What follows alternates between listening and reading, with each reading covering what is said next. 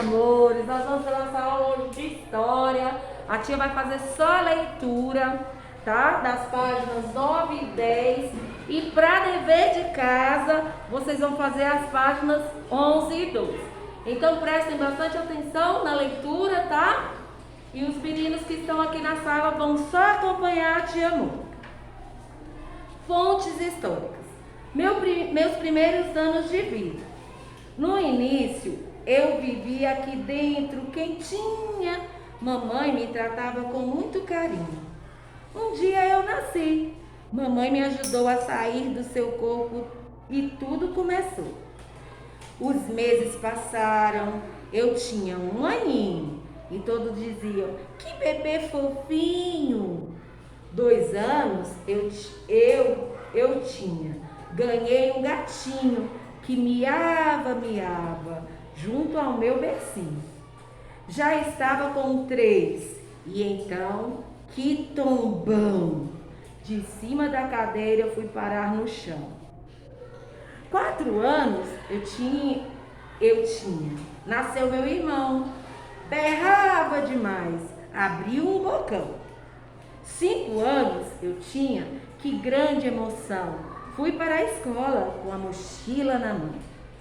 6 anos, feliz fiz, meus dentes caíram, que feia me achei, banguela fiquei.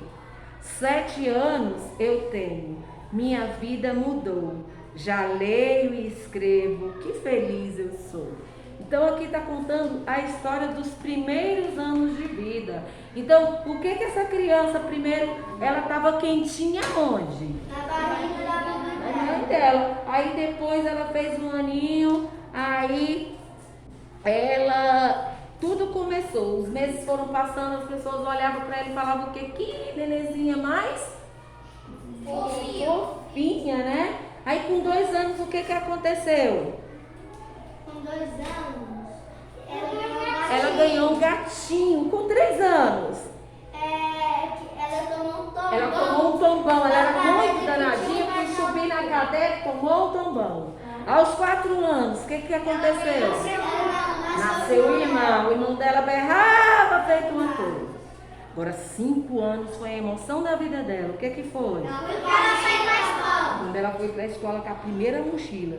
E aos 6 anos? Aos 6 anos, os dentes caíram, né? O ano passado, muita gente que os dentinhos foram caindo. E aí, com 7 anos, que é a idade que vocês estão, o que acontece? Vocês já têm 8, né? Tem gente que ainda tem 7, mas tem gente que já tem 8. Já lê e já escreve, não é legal? Então a tia vai ler a outra parte. Você já sabe que todas as pessoas têm uma história de vida e que alguns objetos, documentos escritos, fotografias e diários, por exemplo, ajudam a reconstruir a sua história. Então, o que são fontes históricas? São coisas que tem na casa da gente. Por exemplo, a tia Mônica já não tem mais a mãe e nem o pai. Mas os meus sobrinhos que nasceram depois que eles faleceram, conhecem ele por fotos. Por quê? Fotos são fontes históricas. É igual vocês vão lembrar de vocês pequenininho, porque tem a imagem lá da foto. Não é? A foto de vocês pequenininho, foto de vocês bebezinho. Pequenininho. Eu só conheço a avó por causa das fotos. O padrão, né, Daniel? Não, calma, ela tem um padrão. Então tá bom. Então agora vamos lá.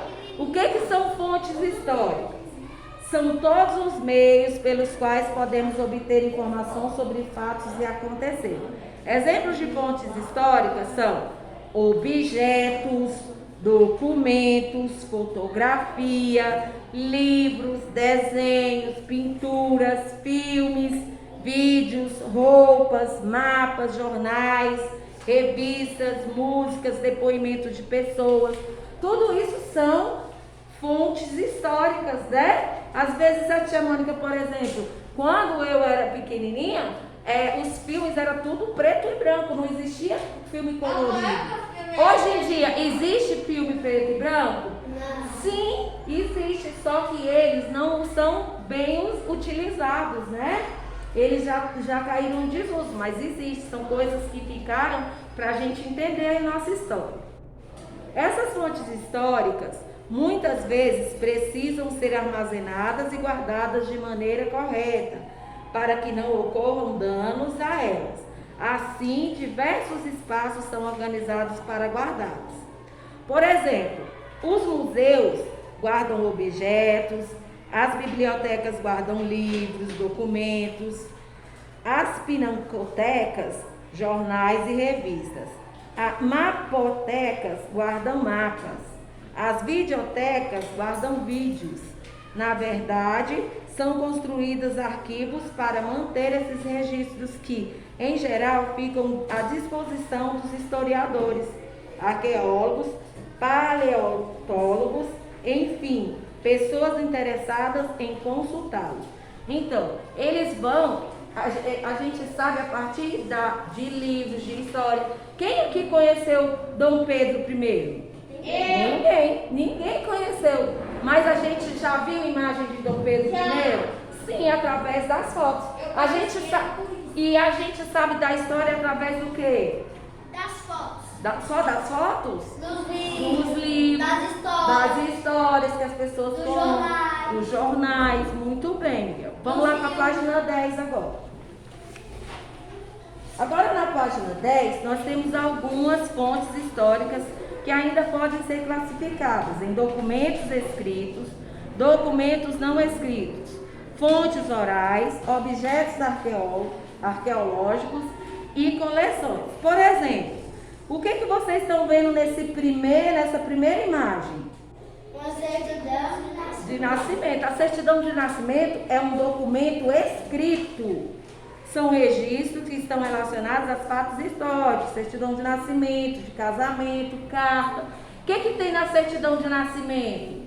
Vocês leem o nome da gente, o que mais? Dos pais, a data de nascimento, que dia que você nasceu, a hora que você nasceu, o hospital que você nasceu, não é? Então são fontes históricas escritas. Aí agora nós temos duas pessoas conversando. Será que fonte histórica é essa? Orais. É igual a tia Mônica faz. Quando eu converso com vocês, eu estou contando a história oralmente. Então vocês entendem a história pela fala. São registros das memórias de pessoas de tradição oral de um povo ou grupo de pessoas, com histórias contadas e os costumes transmitidos pela fala de geração para geração. Então tem muitas coisas que a gente sabe por causa dos mais velhos.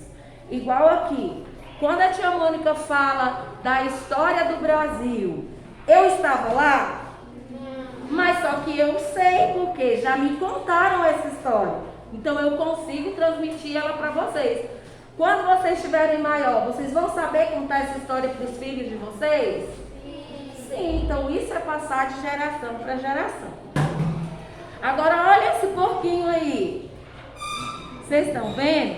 Esse daí é um objeto arqueológico. São os utensílios e instrumentos utilizados no dia a dia de pessoas que viviam em períodos passados. Então, são móveis das pessoas que viviam no passado. Isso aqui é bem antigo, bem velho. E coleções. Olha, coleções, gente, é muito bacana. Vocês não fazem mais ainda. Eu não vejo vocês fazendo coleção. Mas antigamente, a tia Mônica fazia coleções de papel de carta. Eu tinha um monte de papel de carta, era bem bonitas as imagens. Tem gente que faz coleções de cartões, de carrinhos. Só que aqui nós estamos falando das coleções de coleções que são fontes históricas. Então, olha só, são conjuntos de exemplares, determinados registros que têm valor histórico, revistas, jornais, fotos, selos, pinturas. Então, tudo isso daí são fontes históricas. Agora, a curiosidade.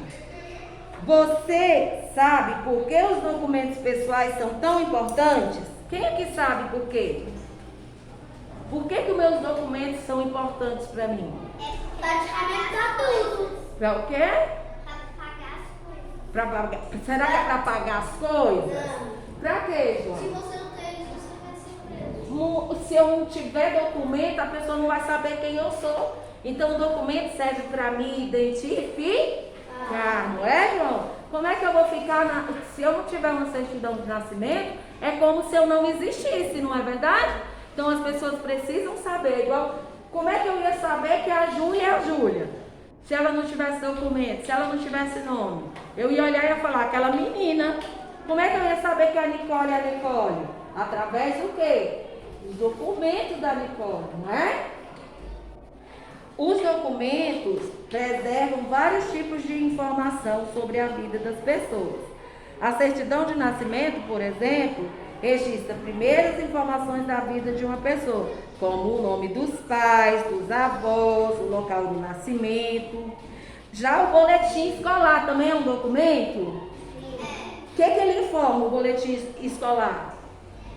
Identifica que você também pode ser da escola. Que é da escola? Mas o que mais que vem no boletim escolar?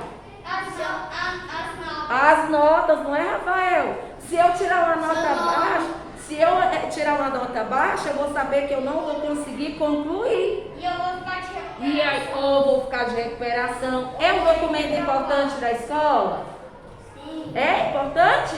Sim. Demais. Se você não tiver boletim, você nem vai para outra escola, né? Então aí, a partir dessa atividade que a tia Mônica leu para vocês vão fazer aí para mim o dever de casa, que a tia vai fazer a anotação. Vou dar uma pausazinha aqui e vocês vão anotar aí o dever de casa. Então, esse é o nosso dever de casa, livro de história, nas páginas 11, 12 e 13. Façam aí com bastante capricho. Beijo no coração.